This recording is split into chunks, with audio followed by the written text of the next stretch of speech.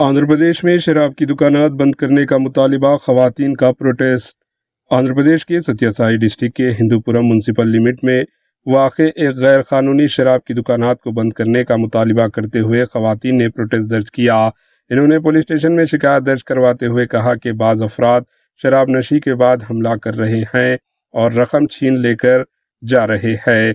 शिकायत में इन्होंने पुलिस से फ़ौरन शराब की दुकानात को बंद करने की दरख्वास्त की। Bureau report, AHN news.